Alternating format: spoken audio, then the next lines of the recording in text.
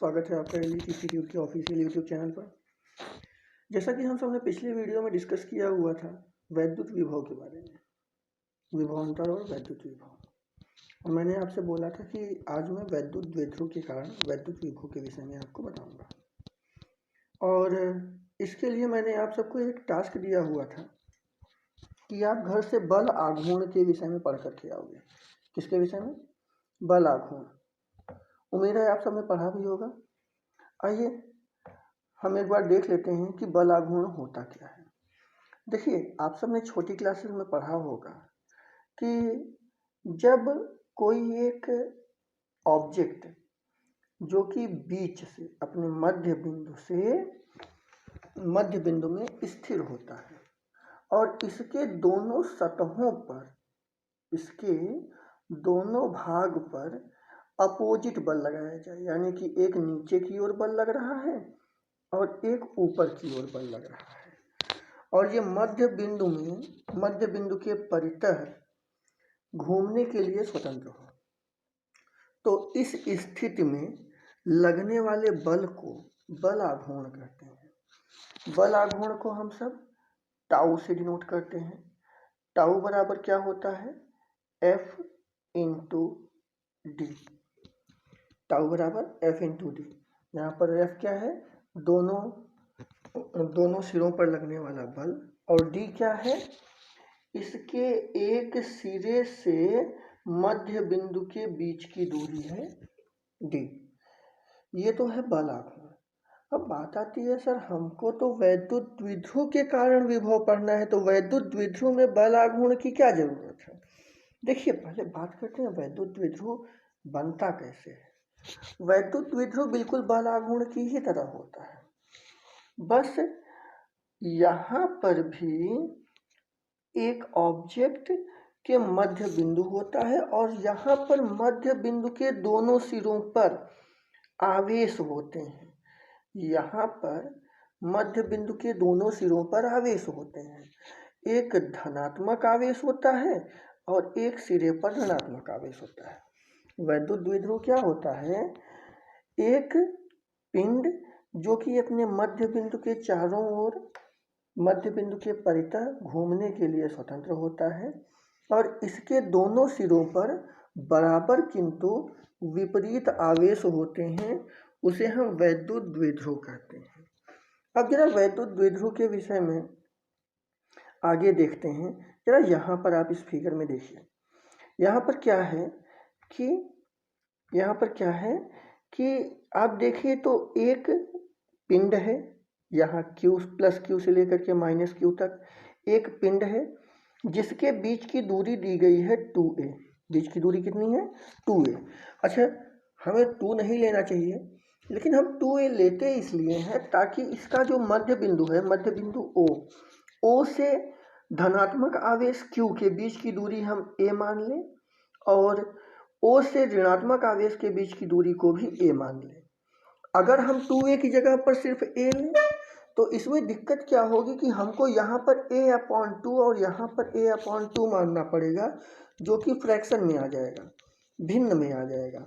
और भिन्न में जब हम कैलकुलेशन करेंगे, भिन्न में जब हम गणना करेंगे तो हमारे लिए बहुत कठिन काम होगा। इसलिए हम अपनी कठिनाई को बचाने के लिए हमने Q से माइनस Q के बीच की दूरी ले लिया 2a। तो जाहिर सी बात है कि इसका आधा आधा हो जाएगा, मध्य बिंदु से धनात्मक आवेश के बीच की दूरी हो जाएगी a, उसी तरह से मध्य बिंदु से ऋणात्मक आवेश की दूरी हो जाएगी a। और यहाँ मध्य बिंदु के चारों ओर ये संपूर्ण पिंड घूमने के लिए स्वतंत्र है। यहाँ पर जो वैद्युत द्विध्रुव बनेगा, उस वैद्युत द्विध्रुव को हम P से डिनोट करेंगे। किससे डिनोट करेंगे? वैद्युत द्विध्रुव को हम P से डिनोट करेंगे। और आप पिछले चैप्टर में पढ़ चुके हो, P बराबर होता है Q इंटू 2a। वैद्युत द्विध्रुव बराबर क्या होता है? वैद्युत द्विध्रुव P बराबर होता है Q इंटू 2a, यानी कि ये जो दोनों ओर आवेश हैं, आवेश गुणे आवेशों के बीच की दूरी, आवेशों के बीच की दूरी कितनी है? 2a। तो वैद्युत द्विध्रुव बराबर होता है P बराबर होता है Q इंटू 2a। लेकिन हमें यहाँ पर इसी वैद्युत द्विध्रुव के कारण वैद्युत विभव की गणना करनी है। अब जरा देखिए, जैसा कि हम पिछले चैप्टर में वैद्युत क्षेत्र की तीव्रता विभिन्न मात्रकों में विभिन्न बिंदुओं पर वैद्युत क्षेत्र की तीव्रता की गणना करते थे, तो कैसे करते थे? सभी वैद्युत क्षेत्र की तीव्रताओं को, जैसे मान लेते हैं कि यहाँ पर एक बिंदु है, यहाँ पर भी एक बिंदु है, यहाँ पर भी एक बिंदु है, और इस बिंदु पर वैद्युत क्षेत्र की तीव्रता है E1, इस बिंदु पर वैद्युत क्षेत्र की तीव्रता है E2 और इस बिंदु पर वैद्युत क्षेत्र की तीव्रता है E3। तो इन सभी वैद्युत क्षेत्र की तीव्रताओं को हम क्या करते थे, आपस में ऐड कर देते थे। सेम यही काम यहाँ पर भी करना है। यहाँ पर भी हमको जितने भी बिंदु हैं सभी बिंदुओं के कारण वैद्युत विभव का मान निकालना है और सभी वैद्युत विभवों को आपस में जोड़ देना है। जैसे कि यहाँ पर कितने बिंदु हैं, आप देखो तो एक बिंदु यहाँ पर है प्लस क्यू और दूसरा बिंदु यहाँ पर है माइनस क्यू। इस प्लस क्यू पर हम मान लेते हैं कि विभव है V1 और इस माइनस क्यू पर विभव है V2। तो पहले हम विभव V1 और V2 का मान निकाल लेते हैं और विभव V1 V2 का मान निकालने के बाद दोनों ही मानों को आपस में जोड़ देंगे तो हमारा काम बन जाएगा। हमें वैद्युत द्विध्रुव के कारण वैद्युत विभव का मान निकल जाएगा। तो सबसे पहले बात करते हैं कि विभव V1 के कारण वैद्युत द्विध्रुव का मान होता कितना है। आपने पिछले लेक्चर में, अभी कल के ही पिछले ही वीडियो में मैंने आपको बताया था कि वैद्युत विभव V बराबर क्या होता है, 1/4 pi epsilon not Q upon R। ये चीज़ आपने पिछले वीडियो में पढ़ा। अब उसी का यूज़ हम यहाँ पर करेंगे। एक बात बताइए, यहाँ पर हम सबसे पहले इस धनात्मक आवेश Q के कारण वैद्युत विभव का मान देखते हैं। धनात्मक आवेश Q के कारण वैद्युत विभव V बराबर धनात्मक आवेश Q के कारण वैद्युत विभव धनात्मक आवेश Q के कारण वैद्युत विभव V बराबर क्या हो जाएगा, चलिए इसको V1 मान लेते हैं। तो V1 बराबर क्या हो जाएगा, 1/4 पाई एप्सिलॉन नॉट। आवेश कितना है, Q, धन में है तो धन Q अपॉन यहाँ से यहाँ के बीच की दूरी, हम विभव निकाल कहाँ पे रहे हैं, जरा एक बात ये सोचिए। हम इस धन आवेश के कारण इस P बिंदु पर विभव निकाल रहे हैं। हम इस धन आवेश के कारण P बिंदु पर विभव निकाल रहे हैं। तो धन आवेश से P बिंदु के बीच की दूरी कितनी है भाई, ये रहा R दूरी। तो V बराबर हो जाएगा 1/4 pi epsilon not Q upon ये दूरी कितनी है, R1। इतने में कोई दिक्कत। इसी तरह से अब हम क्या करेंगे, इस ऋण आवेश के कारण, ये रहा आपका ऋण आवेश, इस ऋण आवेश के कारण वैद्युत विभव निकालते हैं। तो ऋण आवेश के कारण वैद्युत विभव V2 बराबर क्या हो जाएगा, 1/4 पाई एप्सिलॉन नॉट, आवेश कितना है माइनस Q, तो माइनस Q अपॉन, अब जरा ये देखिए कि ऋण आवेश से उस बिंदु के बीच की दूरी कितनी है, ऋण आवेश से बिंदु P के बीच की दूरी कितनी है, ये देखिए जरा सा, R2 है ना, ये रहा R2। तो आवेश यहाँ पर क्या, दूरी यहाँ पर क्या रख देंगे हम सब, दूरी का मान हो जाएगा Q अपॉन R2। इतने में कोई दिक्कत। अब हमने क्या बोला था कि हमें संपूर्ण विभव निकालने के लिए V1 तथा V2 दोनों के ही मानों को जोड़ना पड़ेगा। V1 का मान आया 1/4 pi epsilon not Q upon R1, उसी तरह से V2 का मान आया 1/4 pi epsilon not Q upon R2।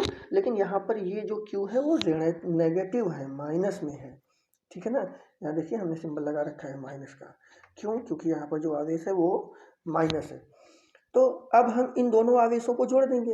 एक बात सोचिए, जोड़ते समय ये 1/4 पाई एप्सिलॉन नॉट यहाँ पर है, देखिए ये रहा 1/4 पाई एप्सिलॉन नॉट, और उसी तरह से 1/4 पाई एप्सिलॉन नॉट V2 में भी है। तो हम 1/4 पाई एप्सिलॉन नॉट को कॉमन ले लेते हैं। तो देखिए यहाँ पर क्या किया गया है, यहाँ पर 1/4πε0, इस जगह पर ये 1/4πε0 कॉमन ले लिया गया।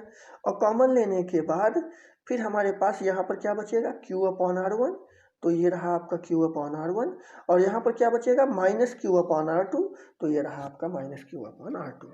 और इस तरह से टोटल वैद्युत विभव का मान, टोटल वैद्युत विभव V बराबर क्या आ गया हमारा, बोलिए भाई, V बराबर क्या आ गया, 1/4πε, इसको मैं हटा देता हूँ, हाँ इसे भी हटा देता हूँ मैं, ये इसे भी हटा देता हूँ, साफ कर देते हैं, समझने में दिक्कत होगी। हाँ, तो टोटल वैद्युत विभव V का मान क्या आ गया, बोलिए, V बराबर 1/4πε0 Q/R1 - Q/R2। आई थिंक इतना आपको समझ में आ गया होगा, कोई दिक्कत नहीं होगी, ठीक है। अब जरा हम आगे देखते हैं।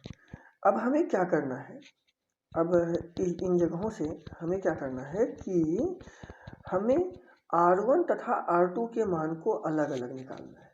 भाई यहाँ पे ये R1 है और ये R2 है, तो इस R1 और R2 के मान को अलग अलग निकालना है और निकाल करके यहाँ पर पुट कर देना है, ठीक है ना। अब जरा देखते हैं R1 हमारा कहाँ पर है, देखिए जरा, ये रहा हमारा R1।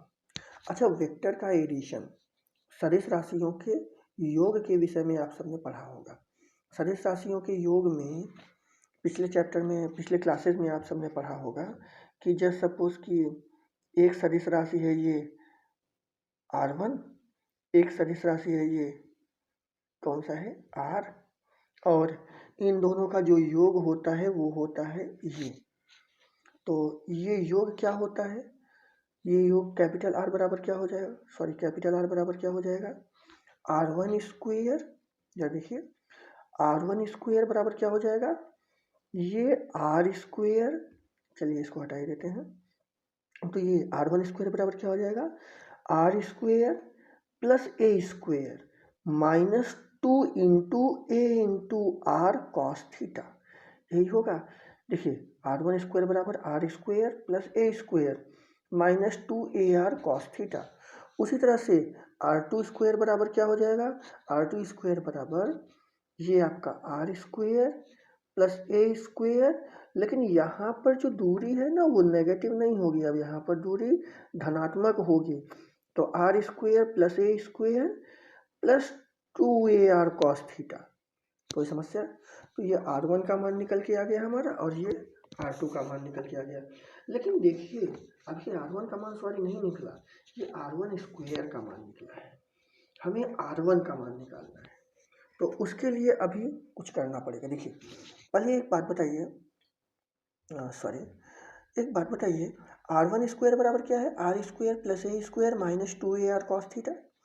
तो यहाँ पर R रहा, देखिए पॉइंट आउट करता हूँ मैं, ये R है, इस जगह पर इस बिंदु पर R है, इस बिंदु पर R है, लेकिन इस बिंदु पर R नहीं है। हमें तीनों में से R स्क्वायर कॉमन लेना है। क्या करना है, हमें तीनों, यहाँ से भी R स्क्वायर कॉमन लेना है, यहाँ से भी R स्क्वायर कॉमन लेना है, और यहाँ से भी R स्क्वायर कॉमन लेना है। इस बिंदु से जब हमने R स्क्वायर कॉमन लिया तो हमारा 1 बचा, इस बिंदु से जब हमने R स्क्वायर कॉमन लिया तो एक R तो कट जाएगा और एक डिनोमिनेटर में R बचेगा, और इस बिंदु से जब हमने R स्क्वायर कॉमन लिया तो R स्क्वायर डिवाइड में आ गया।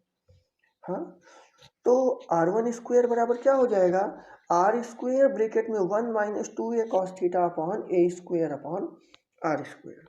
देखिए जो R की वैल्यू है A की तुलना में बहुत ज़्यादा बड़ी है, R की वैल्यू A की तुलना में बहुत ज़्यादा बड़ी है। अब इतनी बड़ी वैल्यू से इतनी छोटी वैल्यू को जब डिवाइड करेंगे तो जो आंसर आने वाला है वो बहुत कम आने वाला है, और चूंकि आंसर बहुत कम आने वाला है इसलिए हम इस पार्ट को नेग्लेक्ट कर देते हैं, और इस वजह से R1 स्क्वायर बराबर हो जाएगा R स्क्वायर इन bracket 1 - 2A cos theta upon R। जैसे हमने R1 स्क्वायर की वैल्यू निकाली, बिल्कुल सेम प्रोसेस, वापस वही कि आप यहाँ से R स्क्वायर कॉमन लोगे और फिर उसके बाद A square upon R square negligible मान के ख़त्म करोगे तो r² बराबर क्या हो जाएगा, r² ब्रैकेट में 1 + 2a cos theta upon r। ये r1² और r2² का मान आया, लेकिन अभी भी हमें r1 की वैल्यू नहीं पता चली है और हमें 1/r1 की वैल्यू निकालनी है। चलिए देखते हैं। अच्छा, r1² की वैल्यू यहाँ से ज़रा आप देखिए, अगर r1² की वैल्यू ये है तो r1 की वैल्यू क्या हो जाएगी, हाँ, अगर r1² की वैल्यू ये है तो r1 की वैल्यू क्या हो जाएगी, बोलिए। अब हमें स्क्वायर हटाना है तो यहाँ पर अंडर रूट लग जाएगा और अंडर रूट के अंदर क्या आने वाला है, ये आने वाला है r² इन bracket 1 - 2a cos theta 1 - 2a cos theta upon r, ये आने वाला है। अब यहाँ से हमारा r² अंडर रूट के बाहर आ जाएगा, r² जो है अंडर रूट के बाहर आएगा तो वो क्या बन जाएगा r, और 1 - 2a cos थीटा, सॉरी एक सेकेंड, तो r² बाहर आया तो r बन गया, और ये 1 - 2a cos theta upon r जो है ब्रैकेट के अंदर, इसकी पावर हो जाएगी 1 - 2a cos theta upon r, इसकी होल पावर हम क्या कर देते हैं, 1/2 कर देते हैं, क्योंकि अंडर रूट होता है तो इसको हम होल पावर 1/2 से भी डिनोट कर सकते हैं। ये किसकी वैल्यू आ गई बंधु, ये वैल्यू आ गई है r1 की। हमें किसकी वैल्यू चाहिए, हमें वैल्यू चाहिए 1/r1 की। किसकी वैल्यू चाहिए, 1/r1 की। तो हम इसका रेसिप्रोकल करेंगे। r का रेसिप्रोकल हमने किया, देखिए r का रेसिप्रोकल किया तो क्या मिल गया हमको, 1/r। और जब इसका रेसिप्रोकल मतलब होता है उल्टा, जैसे r/1 है तो रेसिप्रोकल किया, व्युत्क्रम किया तो इसका उल्टा हो गया 1/r। उसी तरह 1 - 2a cos theta upon r की पावर 1/2 थी ना। जब किसी की पावर हो तो पावर में सिर्फ माइनस सिंबल लगा देने से रेसिप्रोकल हो जाता है। तो इसका रेसिप्रोकल जब हमने किया तो इसमें हमने लगा दिया माइनस। आई थिंक इतने में कोई दिक्कत नहीं होगी, इसको मैं हटा देता हूँ। सॉरी, इसे भी क्लीन कर देते हैं। हाँ, तो इस तरह से जब हमने रेसिप्रोकल किया तो हमें क्या मिल गया, 1/r is equal to 1/r, 1/r1 is equal to 1/r in bracket 1 + a/r cos theta. ठीक, सॉरी अभी तो ये लाना बाकी है। हमें क्या मिला, 1/r1 is equal to 1/r in bracket 1 - 2a cos theta upon r की पावर -1/2। इतने में कोई समस्या। अब जरा एक बात देखिए, हमने ऊपर a² अपॉन r² को नेग्लेक्ट किया था ना, हमने ऊपर a² अपॉन r² को नेग्लेक्ट कर दिया था, क्योंकि बहुत छोटी वैल्यू थी तो हमने वहाँ पर नेग्लेक्ट कर दिया था। अब हम यहाँ पर उसको ला देते हैं, थोड़ी देर के लिए एज्यूम करते हैं, तो 1/r1 इज इक्वल टू क्या हो जाएगा, 1/r, ये तो बाहर आ चुका है, ब्रैकेट के अंदर क्या आएगा 1। अच्छा, 1 को हम क्या लिख सकते हैं, 1 का स्क्वायर लिख सकते हैं, -2a cos थीटा और a/r है, और प्लस ये जो वैल्यू हमने ऊपर छोड़ दी थी जो कि बहुत छोटी थी तो हमने छोड़ दी थी, तो इसको हम लेकर के आ भी तो सकते हैं, तो हम a² अपॉन r² लाते हैं। जरा देखिए यहाँ पर एक फॉर्मूला बन रहा है, a² - 2ab a² - 2 × ए की वैल्यू हम 1 मान लेते हैं, बी। तो इस तरह से हमारा जो अंडर ये बनेगा वो a माइनस बी का होल स्क्वायर का फॉर्मूला बन जाएगा। और ये हमारा क्या निकलने वाला है, 1/r is equal to 1 plus A upon R cos theta. उसी तरह से 1/r2 इज इक्वल टू क्या मिलने वाला है, 1/r in bracket 1 minus A upon R cos theta. r1 और r2 की वैल्यू हमको मिल गई। अब यही r1 और r2 की वैल्यू हम इस इक्वेशन में ले जा करके, भाई हम r1 r2 की वैल्यू क्यों ना निकाल रहे थे, ताकि हम यहाँ पर पुट कर सकें। तो 1/r1 और 1/r2 की वैल्यू यहाँ पर पुट कर देते हैं। पुट करने से पहले हम ये q कॉमन ले लेते हैं। q, भाई हमें सिर्फ 1/r1 और 1/r2 की वैल्यू पुट करनी है ना, लेकिन दोनों जगहों पर q है। तो देखिए इन दोनों जगहों पर, यहाँ पर भी q है, यहाँ पर भी q है, तो दोनों जगहों से हम q कॉमन ले लेते हैं। और q कॉमन लेने पर, यहाँ से q कॉमन लेने पर हमको क्या मिलने वाला है, देखिएगा। तो q कॉमन लेने पर हमको क्या मिलने वाला है, v बराबर q into 1/4 pi epsilon not in bracket 1/r1 minus 1/r2, यही मिला। और फिर 1/r1 की वैल्यू हमने यहाँ पर निकाल दी है। 1/r1 की वैल्यू क्या है, 1/r, आइए सॉल्व ही कर लेते हैं। तो सॉरी, 1/r1 की वैल्यू क्या रखेंगे, 1/r in bracket 1 plus A upon R cos theta. तो 1/r1 की वैल्यू हम सब क्या लिखने वाले हैं, अभी हम सिर्फ इतने को सॉल्व करते हैं। ये चीज़ हम अभी, ये पोर्शन हम अभी नहीं लिखेंगे, हम सिर्फ इतने को सॉल्व करते हैं, इसको बाद में ऐड कर लेते हैं। तो 1/r1 के प्लेस पर हम क्या लिखेंगे, 1/r, यहाँ पर 1/r1 के प्लेस पर हम क्या लिखने वाले थे, 1/r in bracket 1 plus A upon R cos theta. हाँ, और उसी तरह से 1/r2 के प्लेस पर हम क्या लिखने वाले थे, 1/r, शिट, सॉरी, एक बार फिर से लिखते हैं, गलती हो गई।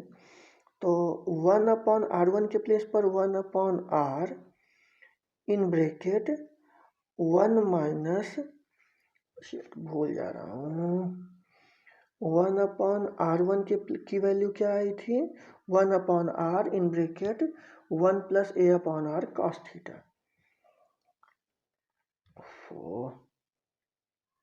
1/r in bracket 1 plus A upon R cos theta. और उसी तरह से 1/r2 की वैल्यू क्या आने वाली थी, माइनस सिंबल के साथ 1/r in bracket 1 minus A upon R cos theta. अब यहाँ से हम 1/r कॉमन ले सकते हैं। तो चलिए अब यहाँ से हम क्या करते हैं कि 1/r हम कॉमन ले लेते हैं। 1/r जब हम कॉमन लेंगे तो अंदर ब्रैकेट के अंदर क्या बचेगा, देखिए 1 plus A upon R cos theta, यहाँ पर तो ये चीज़ बचेगा 1 प्लस, इसको तो डायरेक्ट लिख लेते हैं, 1 plus A upon R cos theta. यहाँ पर ये माइनस है, अंदर की ओर जब मल्टीप्लाई होगा ये माइनस यहाँ 1 के प्लस से जब मल्टीप्लाई होगा तो माइनस इंटू प्लस क्या हो जाएगा बंधुओं, माइनस इंटू प्लस माइनस हो जाएगा। और ये माइनस जब इस माइनस के साथ मल्टीप्लाई होगा तो क्या हो जाएगा, plus A upon R cos theta, ठीक है, कोई दिक्कत। और फिर देखिए ये +1 और ये -1 कैंसिल आउट हो जाएगा और बचेगा क्या, a/r cos theta plus a/r cos theta मिल के क्या हो जाएंगे, बोलिए, a/r cos थीटा और a/r cos थीटा मिल के क्या हो जाएगा, 2a/r cos थीटा। तो यहाँ पर क्या मिलने वाला है हमको, 1/r into 2a/r cos theta. 1/r into 1/r, देखिए ये दोनों r मल्टीप्लाई होंगे और मल्टीप्लाई होकर के क्या हो जाएगा, यहाँ पर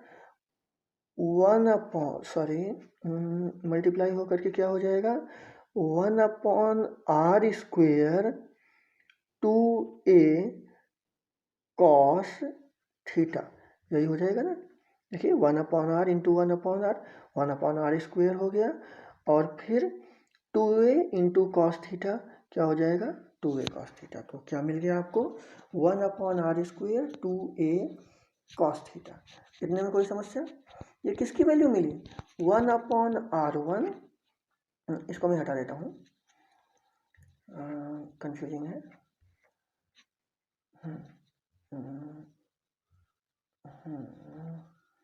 जस्ट ए सेकेंड प्लीज, हाँ ये हट गया, साफ हो गया। तो अब जरा यहाँ पर देखिए, काफ़ी लंबा टॉपिक है, इसे भी हटा देते हैं।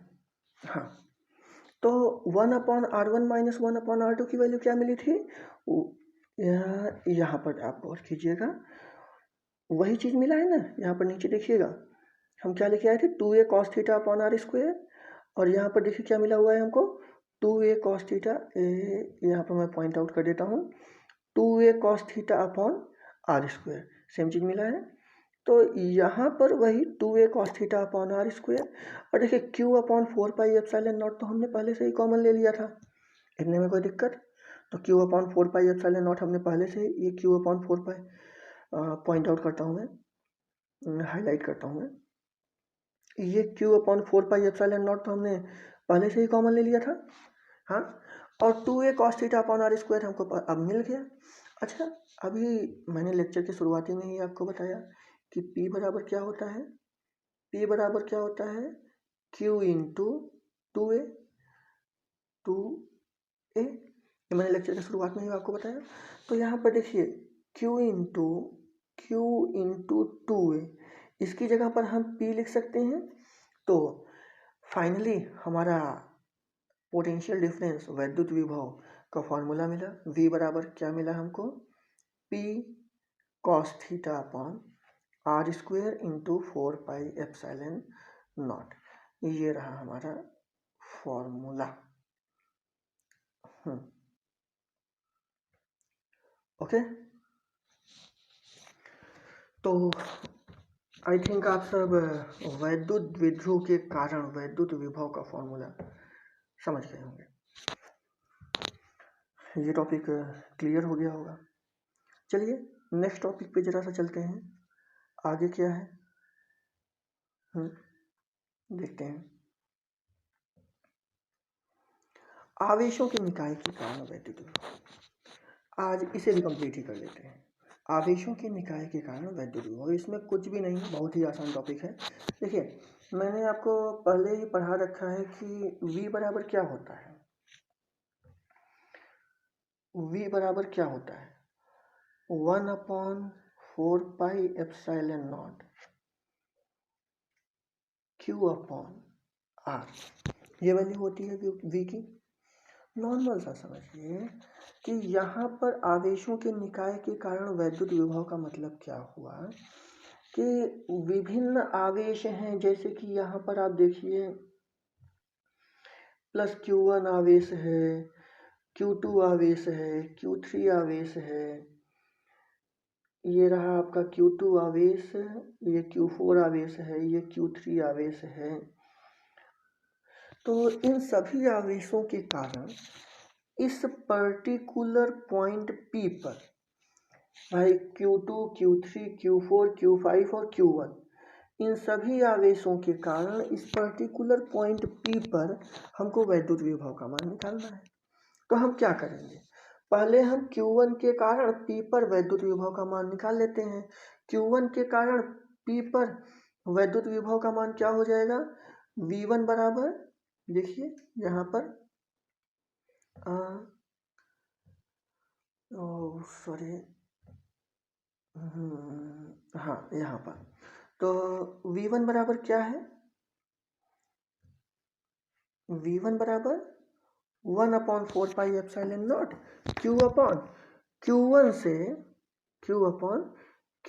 से P के बीच की डिस्टेंस, Q1 से P के बीच की डिस्टेंस जरा आप देखिए क्या है यहाँ पर, R1P। तो V1 बराबर 1/4 पाई एप्सिलॉन नॉट Q1 बराबर R1P। और इसी तरह से V2 के कारण Q2 कहाँ है, ये रहा आपका Q2 के कारण, ये है आपका Q2। तो Q2 के कारण बिंदु P पर वैद्युत विभव निकालना है, तो क्या हो जाएगा, V2 बराबर 1/4 पाई एप्सिलॉन नॉट Q2/R2P। उसी तरह से Q3 के कारण वैद्युत विभव निकालना है, V3 बराबर 1/4 पाई एप्सिलॉन नॉट Q3/R3P।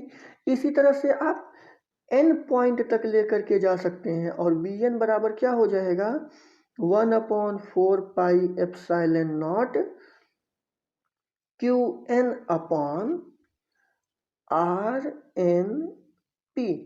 तो nth पॉइंट तक आप लेकर के जा सकते हैं। इसी तरह से मतलब जितने भी पॉइंट आपके दिए हों सभी पॉइंट्स पर आप V1 V2 V3 dot dot dot Vn, ये देखिए, तो जितने भी पॉइंट दिए गए हों सभी पॉइंट पर आप V1 V2 V3 dot dot dot Vn तक आप सबको ले जा करके ऐड कर दीजिए, तो सभी पॉइंट्स के कारण वैद्युत विभव आपको मिल जाएगा।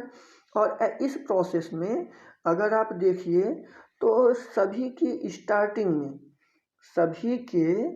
स्टार्टिंग में 1/4 पाई एप्सिलॉन नॉट आ रहा है, देखिए यहाँ पर 1/4 पाई एप्सिलॉन नॉट, उसी तरह से यहाँ भी 1/4 पाई एप्सिलॉन नॉट, यहाँ भी 1/4 पाई एप्सिलॉन नॉट। तो फाइनली हम क्या करेंगे कि 1/4 पाई एप्सिलॉन नॉट को कॉमन ले लेंगे, तो ब्रैकेट के अंदर बचेगा Q1/R1P plus Q2/R2P plus Q3/R3P। इसी तरह से हमारा सभी बिंदु आवेशों के कारण वैद्युत विभव का मान निकल जाएगा। ठीक, इतने में कोई दिक्कत। अब जरा एक बात समझिए, अगर हम ये सभी R को Q को भाई Q1 Q2 Q3 सभी Q को आपस में जोड़ दिया गया, यहाँ पर देखिए Q1 Q2 Q3 सभी Q को आपस में जोड़ा जा रहा है, उसी तरह से R1 R2 R3 सभी R को आपस में जोड़ा जा रहा है। तो हमें फाइनली इनकी जगह पर हमने एक वेरिएबल रख दिया, V बराबर 1/4 पाई एप्सिलॉन नॉट Q/R। इतने में कोई समस्या। चलिए, तो ये दो टॉपिक, और इसके बाद अगला टॉपिक है हमारा समविभव पृष्ठ। समविभव पृष्ठ हम अपने नेक्स्ट वीडियो में देखते हैं। तब तक के लिए आप इतनी चीज़ों को अच्छे से तैयार करके रखिएगा, और घर पर रहिएगा, बाहर मत जाइएगा, और खुश रहिएगा, स्वस्थ रहिएगा। Have a nice time and good day.